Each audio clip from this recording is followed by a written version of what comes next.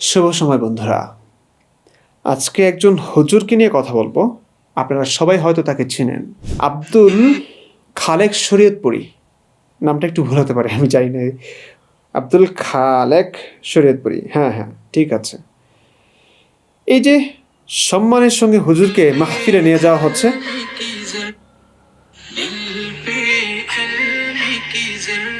কত সুন্দর সম্মান, কত মানুষ তাদের পেছনে সামনে।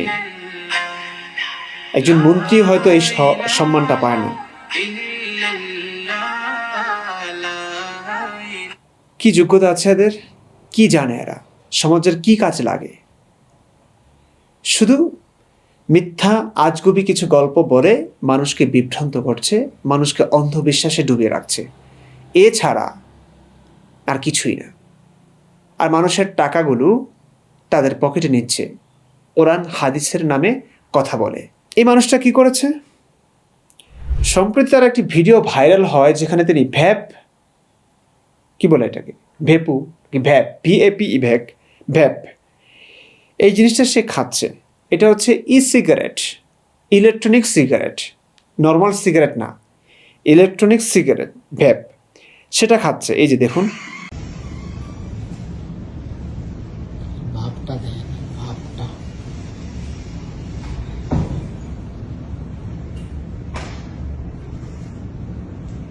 মুগ্ধা সারে আরে নাই তো না হাদা নজর বা এ শালা না হাদা কি টান দিচ্ছে। ওকে ওকে ওকে ভাষা শুনেছেন? পাশের লোকটা বলছিল শালা। একজন হুজুর, মাহফিলের বক্তা, লক্ষ লক্ষ মানুষ তার কথা শুনে, ইসলামের কথা, কোরআন হাদিসের কথা, কত আবেগ দিয়ে তারা বলেন, কত আবেগ নিয়ে তারা শোনেন শ্রোতারা। এবং নানান মাহফিলে তিনি তো নিশ্চয়ই এই সিগারেটের বিরুদ্ধে গর্জন দিয়েছেন, নিশ্চয়ই হুঙ্কার ছেড়েছেন, সিগারেট যারা খায় তারা এই তারা সেই। হ্যাঁ, এমন একটা বয়ান আমি টুকে রেখেছি।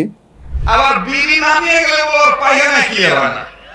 গান না জানলেও দেখবেন পেশাব করতে বসে, তাও ওই পেশাব করতেছে, দমকলের পানি বেরোতেছে, তাও আমি এক হাত দিয়ে মেশিন ধরে ধরে বাথরুমে খাওয়া যায় আছে, বাথরুমে খাওয়া যায় আছে।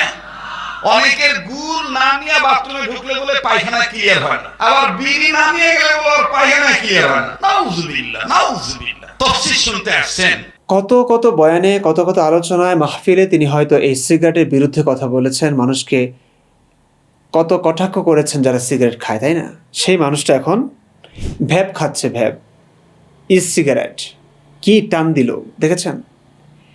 দেখুন, এটা দিয়ে ইসলাম ভুল প্রমাণ করছি না আমি, এটা দিয়ে ইসলাম ভুল প্রমাণিত হয় না। ইসলাম ভুল, ইসলাম অসার, অবাস্তব, অবান্তর, সেগুলো ইসলামের কোরআন হাদিসের স্ববিরোধী আয়াতগুলো, হাদিসগুলো দিয়ে বোঝা যায়। নবীর কর্মকাণ্ডগুলো, স্ববিরোধী কর্মকাণ্ডগুলো দিয়ে বোঝা যায়। ঠিক আছে, কোরআন হাদিসের ভুলগুলো দিয়ে বুঝতে হবে। এটা দিয়ে আমি শুধু বোঝাচ্ছি আপনাদেরকে, যে সকল আলেমদের ওয়াজ মাহফিল শুনে আপনারা দিনের পথে আসেন, কত আবেগ নিয়ে ইসলাম পালন করেন, সেই সমস্ত আলেমদের পার্সোনাল লাইফ হচ্ছে এরকম। তারা আপনাদেরকে যা শোনায়, বিন্দুমাত্র বিশ্বাস তাদের নাই যেগুলো আপনাদেরকে শোনান তারা। কারণ তাদের কি মৃত্যু ভয় নাই? তাদের কি জান্নাতে যাবার আশা নাই? জাহান্নাম থেকে বাঁচবার ইচ্ছা নাই? ইসলাম ভুল, কোরআন হাদিসের স্ববিরোধী আয়াত এবং হাদিসের মাধ্যমে ভুল প্রমাণিত হয়। ইসলাম ভুল, ইসলাম অসার, অবাস্তব, অবান্তর, সেগুলো নবীর কর্মকাণ্ডগুলো দিয়ে বোঝা যায়। এবং এই হুজুর সম্পর্কে আরেক হুজুর কি বলেছে সেটা একটু শুনুন, আপনি অবাক হয়ে যাবেন। একটু শুনুন। এমনও প্রুফ ছিল তার ব্যাপারে, সে লাওয়াতাত করতেছে, আল্লাহ হেফাজত করুক, আল্লাহ তাকে হেদায়েত দান করুক, সে গুনাহের কাজ করতেছে, এরকম অনেক ভিডিও আমার কাছে আছে। সে ইমোতে মেয়েদের সাথে উল্টো পাল্টা। এই হুজুর বলছেন আব্দুল খালেক শরীয়তপুরী লাওয়াতাত করছেন। লাওয়াতাত বোঝেন তো? বলাৎকার, ছেলে ছেলে যেটা করে সেই লাওয়াতাত করছে, এমন ভিডিও এই হুজুরের কাছে আছে। এক হুজুর একটা ছেলের সঙ্গে বলাৎকার করছে, তেমন ভিডিও এই হুজুরের কাছে আছে। বুঝতে পারছেন ব্যাপারটা? আরও অনেক কিছু নোংরা নোংরা কাজ ইমোতে আচ্ছা শুনুন, তার মুখে সে শুনুন। ইমোতে মেয়েদের সাথে উল্টো পাল্টা কথা বলতেছে, মেয়েদেরকে সে মেসেঞ্জারে চ্যাট করতেছে যে তুমি এটা খোলো ওইটা দেখাও, এরকম বিভিন্ন স্ক্রিনশট আমার কাছে ছিল। বুঝলেন অবস্থা? এই হচ্ছে আলেমদের রূপ। দেখুন, মামুনুল হক ধরা খেয়েছে, কে বিশ্বাস করত, কে আশা করেছে তার কাছ থেকে এমন ঘটনা ঘটবে? তার পক্ষ থেকে এমন ঘটনা আসলে জাতি নিতে পারে নাই, কিন্তু ঘটেছে তো। তারপরে আবু তোহা মোহাম্মদ আদনান হুজুর ধরা খেয়েছে, তারপরে মামুনুর রশিদ বিবাহযুদ্ধ হুজুর, তিনি তো ধরা খেয়েছেনই। আরও অনেক হুজুর, বড় বড় প্রসিদ্ধ হুজুর বক্তা, তারা কিন্তু ধরা খেয়েছেন। এখন এই প্রসিদ্ধ বক্তা, অনেক লক্ষ লক্ষ মানুষ শুনে থাকে, তার ব্যাপারে আপনারা এগুলো শুনলেন। এগুলো তো কোনো নাস্তিকের কথা না ভাই। আচ্ছা, এই হুজুর সম্পর্কে এই হুজুর আরো বিস্তারিত কিছু বলেছে, আমি সেটা শোনাচ্ছি আপনাদেরকে। থেকে বড় মিথ্যাচার তার, এবং সে আমাকে যে তহমত গুলো দিছে, এই একটা তহমতেরও সে প্রমাণ দেখাতে পারবে না। অথচ তার ব্যাপারে সে যে উল্টাপাল্টা কাজ করে, সে যে বিভিন্ন হারাম কাজের সাথে লিপ্ত, এরকম বিভিন্ন প্রমাণ, অনেক প্রমাণ আমার কাছে আছে, যেগুলো সে একমাত্র আলেমদের বদনাম হবে এই কারণে আমি সেগুলো প্রকাশ করি নাই। তখন আমাকে অনেকে বলছে যে ভাই আপনি সেগুলো প্রকাশ করেন। আমার কাছে এমনও প্রুফ ছিল তার ব্যাপারে, সে লাওয়াতাত করতেছে, আল্লাহ হেফাজত করুক, আল্লাহ তাকে হেদায়েত দান করুক, সে গুনাহের কাজ করতেছে, এরকম অনেক ভিডিও আমার কাছে আছে। সে ইমোতে মেয়েদের সাথে উল্টোপাল্টা কথা বলতেছে, মেয়েদেরকে সে মেসেঞ্জারে চ্যাট করতেছে যে তুমি এইটা খোলো ওইটা দেখাও, এরকম বিভিন্ন স্ক্রিনশট আমার কাছে ছিল। সে যে মেয়েদের সাথে উল্টাপাল্টা চ্যাট করতেছে যে এটা খোলো ওইটা দেখাও, এরকম বিভিন্ন প্রুফ প্রমাণ আমার কাছে ছিল। কিন্তু আমি শুধু আল্লাহর জন্য, যে এই যে সে আমাকে অপমান করছে, সে যে আমার সম্মান নষ্ট করার চেষ্টা করছে, বা সে আমার সম্মান নষ্ট করছে, এত কিছুর পরেও আমি ক্ষান্ত ছিলাম শুধু আল্লাহর দিকে তাকিয়ে। কারণ আমি জানতাম সে যে আমাকে তহমতগুলো দিতেছে, সে আমার ব্যাপারে যে কথাগুলো বলতেছে, এই প্রত্যেকটা কথা মিথ্যা। এই মিথ্যা হওয়ার কারণে, আমি পরিষ্কার থাকার কারণে, আমি আল্লাহ তালার কাছে অভিযোগ দেওয়ার কারণে আপনারা দেখবেন যে আল্লাহ তালা শরীয়তপুরী সাহেবকে প্রতিটা পদে পদে লাঞ্ছিত করতেছে, প্রতিটা পদে পদে আল্লাহ তালা তার ইজ্জত নষ্ট করতেছে, সম্মান নষ্ট করতেছে। এবং এটা নিয়েই সে ক্ষান্ত হয় নাই, সে একটা নাটক সাজাইছে। এখানে একটা কথা বলেছেন যে তার অসংখ্য খারাপ কাজের প্রমাণ তার কাছে আছে, তারপরে এগুলো মানুষের কাছে প্রকাশ করেন না আল্লাহর ভয়ে।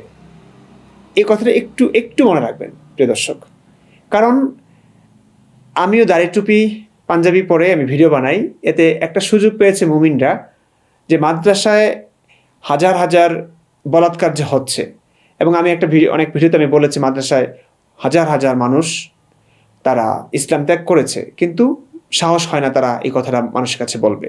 এই কারণে তারা মাদ্রাসায় শিক্ষকতা করছে, মসজিদে ইমামতি করছে, তারা ভিতরে ভিতরে ইসলাম বিশ্বাসী না। তো এখন তারা মাদ্রাসায় যত আকাম কুকাম করে কোনো হুজুর ধরা খায়, এই সবগুলোর দায় ওই হুজুরদের উপরে ফেলে দেয়। বলে যে মাদ্রাসায় যেই হুজুরা বলাৎকার করে কিংবা অনৈতিক কাজ করে, হ্যাঁ, নোংরা কাজ করে, সেগুলো হচ্ছে ইমরান বিন বশিরের কথা বলা ভাষণ অনুযায়ী, বক্তব্য অনুযায়ী মাদ্রাসায় যে হুজুররা নাস্তিক হুজুরদের কাজ। এতে স্পষ্ট হয় এই যে হুজুর অনৈতিক কাজ করেছে, তার কাছে প্রুফ আছে, কিন্তু মানুষকে দেখাচ্ছে না, প্রকাশ করছে না। কেন? আল্লাহর ভয়। মানে এদেরকে বাঁচিয়ে দিচ্ছে, কারণ এদের কথা বললে এখন ইসলাম যে নরবর হয়ে যাবে, ইসলামের বিশ্বাসটা, মানুষ এদের কথা শুনেই তো ইসলাম মানে। মানুষ কতজন আর কোরআন হাদিস ঘাটাঘাটি করে বলুন তো?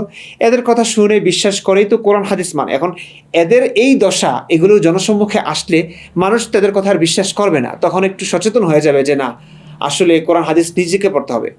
কোরআন হাদিস যখন মানুষ নিজে পড়বে, তখন মানুষ এই ইসলাম ছেড়েই দিবে। এটা জানা কথা, হুজুররা ভালো করেই বুঝেন। এই কারণে তারা কিন্তু লুকিয়ে রাখেন। এই হুজুর কিন্তু এটাই বলেছে, লুকিয়ে রাখেন।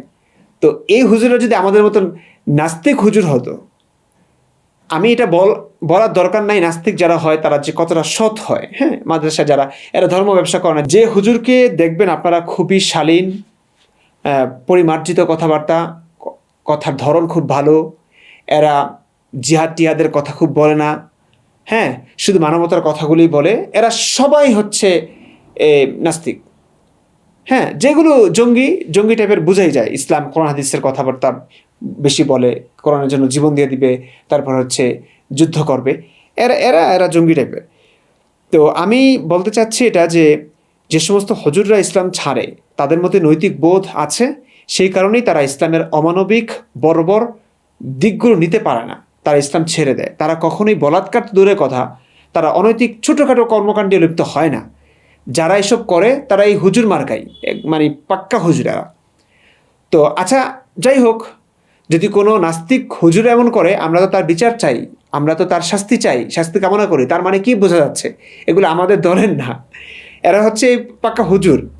এই কারণেই তারা কিন্তু হুজুরদের সম্মান টিকিয়ে রাখছে। টিকিয়ে রাখতেই তাদের অনৈতিক কর্মকাণ্ডগুলো মানুষের কাছে প্রচার করছে না, প্রকাশ করছে না। এটাই প্রমাণ। এই কারণে এটা আমি একটু নোট করলাম। আরেকজন বক্তা আছে, ওনার নাম হচ্ছে মুফতি মনিরুল ইসলাম শরীয়তপুরী। এই মনিরুল ইসলাম শরীয়তপুরী আর আব্দুল খালেক শরীয়তপুরী দুইটাই চিটার। এই দুইজন দুইটাই চিটার না, ধরা পড়েছে দুজনের চিটারই। সবই বাটপার। বাংলাদেশ যতগুলো মাহফিল করে সবই বাটপার। কারোটা ধরা পড়ে, কারোটা ধরা পড়ে না। একে একে ধরা পড়ছে, কিন্তু কেউ ছাড় পাবে না। যেমন মনির ভাই আমাকে বলে যে তুমি আব্দুল খালেক শরীয়তপুরী সাহেবের কাছে চলো, আমি তোমাকে নিয়ে যাইতেছি, সে ব্যাপারটাকে সমাধান করে নিবে। তো ভাই আমি ছোট মানুষ, সরল মনে আমিও যাই শরীয়তপুরী সাহেবের কাছে। যাওয়ার পরে দেখি যে পুরো ব্যাপারটাই তাদের সাজানো নাটক। তারা বিভিন্নভাবে জাতির সামনে, মানুষের সামনে আমাকে কলঙ্কিত করার জন্য, আবারও ছোট করার জন্য তারা ওই নাটকটা সাজায়।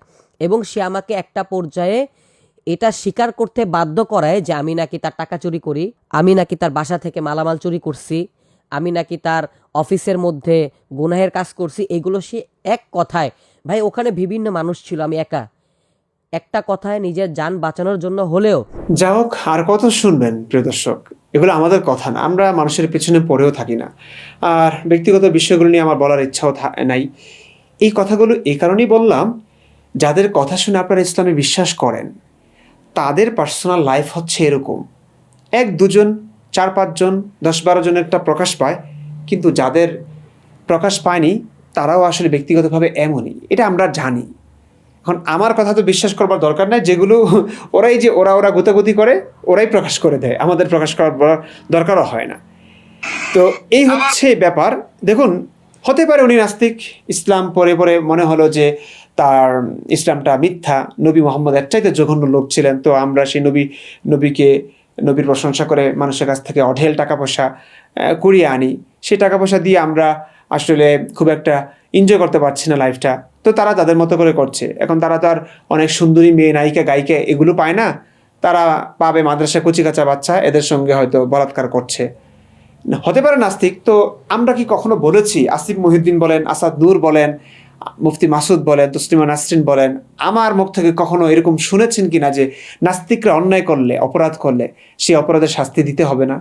আমরা তো বলি যে কোনো মানুষ, আস্তিক হোক নাস্তিক, মোহাম্মদের সৈনিক হোক আর খুদ মোহাম্মদ হোক, অন্যায় যদি করে তার শাস্তি হোক।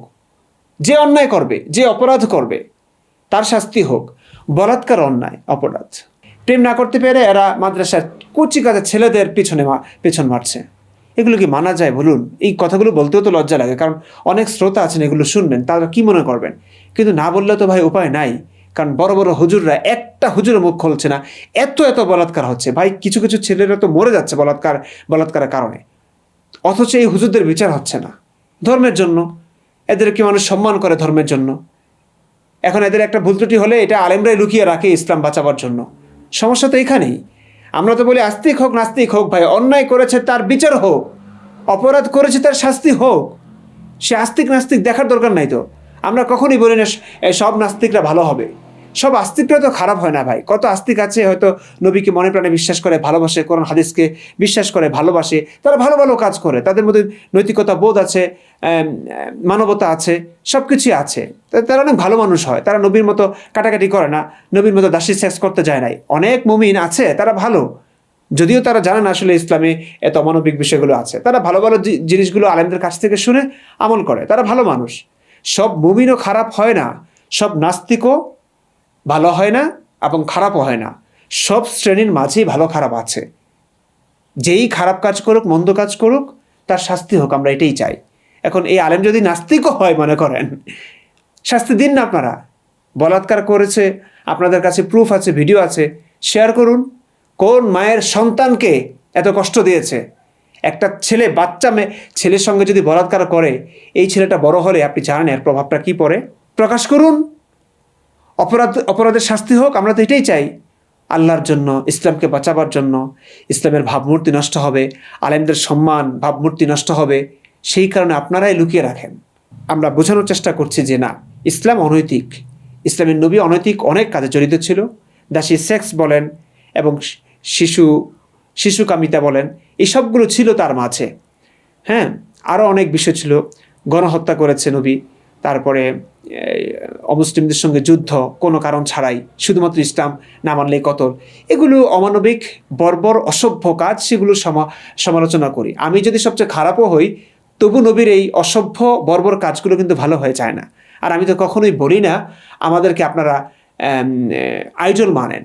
আমরা শুধু ইসলাম, যে ইসলামকে প্রায় 200 কোটি মানুষ বিশ্বাস করছে, ঈশ্বর প্রদত্ত, আল্লাহ প্রদত্ত ধর্ম মনে করছে, এবং সেগুলো করে তারা নিজেরা মনে করছে পুণ্যের কাজ করছে।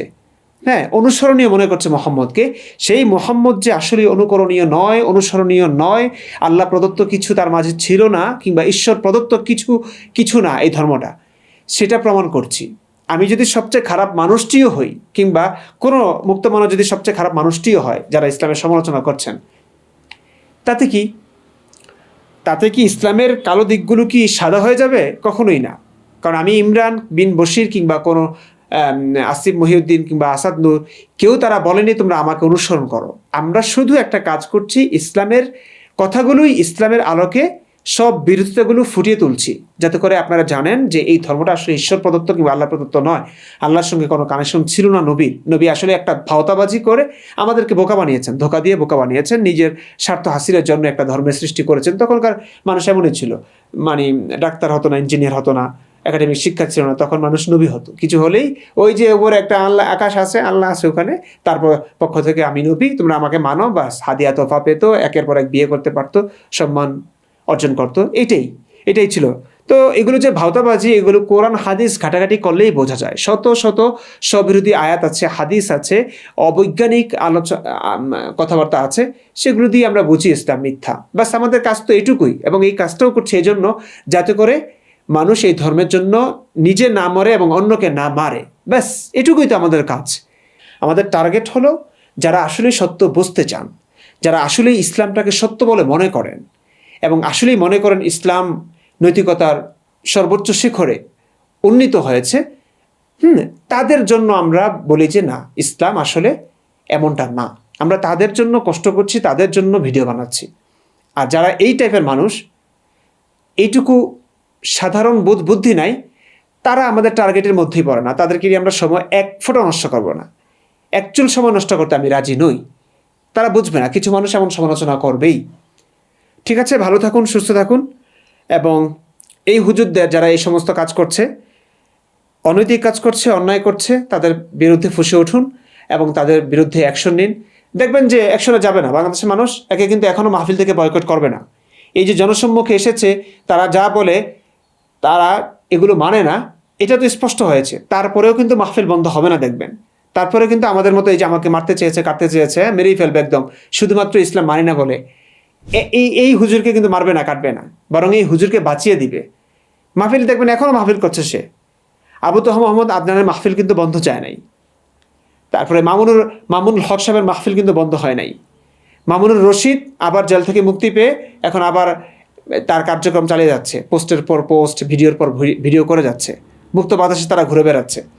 তারপরে এই হুজুরও কিন্তু এখনও মাহফিল করছে, কোনো হুজুরকে আটকানো যাচ্ছে না। ওই যে ধর্মকে মেনে যত আকাম কুকাম করো সবগুলো মাফ। আর আমরা ধর্ম কেন অনৈতিক, ধর্ম কেন মিথ্যা, এটা বলছি এই কারণে আমাদের নৈতিক কাজগুলোকে অনৈতিক বানানোর চেষ্টা করা হচ্ছে, আমাদেরকে মেরে ফেলবার চেষ্টা করা হচ্ছে, কোনো অন্যায় না থাকবার পরেও, কোনো অপরাধ না করবার পরেও। আপনাদের কাছে কি যৌক্তিক মনে হয়? একটু তো সারা দিন একটু তো কথা বলুন, একটু তো জাগ্রত হন, সজাগ হন, সচেতন হন।